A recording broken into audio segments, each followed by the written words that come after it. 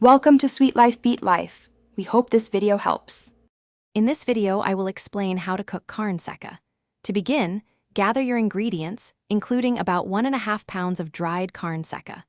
The first critical step is rehydrating the meat properly to ensure tenderness and reduce its natural saltiness.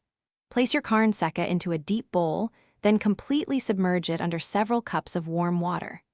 Allow it to soak for at least 30 minutes, which begins the process of softening the fibers, preparing it for the next stages of cooking this flavorful dish.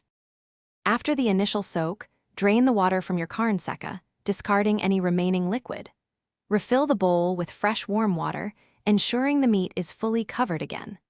Repeat this draining and refilling process 2 to 3 more times over the next few hours, changing the water every 30 to 60 minutes. This repeated soaking helps draw out excess salt, making the meat palatable and tender. A well-rehydrated piece of carne seca will yield the best results for your final dish, truly enhancing its savory profile. Once fully rehydrated, remove the carne seca from the water and pat it dry with a clean cloth or paper towels. Now, slice the meat into small, bite-sized pieces, roughly 1/2 inch by 1 inch, cutting against the grain for maximum tenderness. In a large skillet or pot, heat 2 tablespoons of cooking oil over medium heat.